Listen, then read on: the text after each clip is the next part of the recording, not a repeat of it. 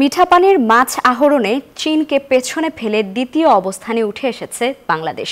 গেলবারের দ্বিতীয় অবস্থানে থাকা চীন এবার নেমে গেছে তৃতীয় স্থানে। এই তালিকায় সবার ওপরে রয়েছে ভারত।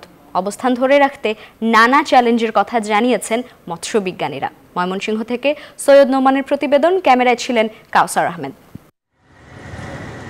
কৃষক আব্দুর রহমান উন্মুক্ত জলাশয়ে বিভিন্ন উপায়ে কদিন ধরেই মাছ ধরছেন।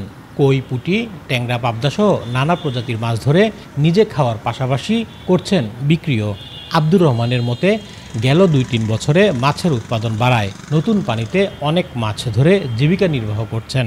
এই বছর মাছ একটা বেশি হইছে, গোড়া মাছটা বেশি হয়েছে। আমার চাচাও আছে, আমার বাতি যাও আছে, তারাও শীত জাল ধরে মাছ টাছ মারে, কিছু বিক্রিও করা, কিছু কামড় লাগে অনেক।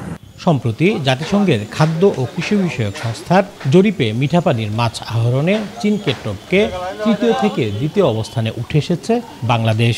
আর এই অবস্থানকে স্বাগত জানিয়ে মৎস্যবিজ্ঞানীরা বলছেন, সকলের সম্মিলিত প্রচেষ্টায় এই সফলতা। তবে তা ধরে রাখতে উন্মুক্ত জলাশয়ে সরকারের নজরদারি বাড়াতে হবে। আহরিত মাছের পরিমাণটাকে এই যে বেড়েছে, এটাকে ধরে রাখার জন্য ইলিশের মতো সারা দেশে অন্যান্য মাছের প্রজনন মৌসুমে আপনার যাতে করে মানুষ ছোট মাছ ধরতে না পারে, মা মাছ বা পিতা মাছ অর্থাৎ যেগুলোকে আমরা ব্রড মাছ বলি, সেগুলো যাতে ধ্বংস না করতে পারে, সেজন্য প্রয়োজনীয় পদক্ষেপ গ্রহণ করতে হবে। বাংলাদেশ মৎস্য গবেষণা ইনস্টিটিউটের মহাপরিচালক জানিয়েছেন, অত্যাধুনিক প্রযুক্তির পাশাপাশি জলাশয় সংস্কার সহ নানা উদ্যোগের ফলে দেশে মাছের উৎপাদন বেড়েছে।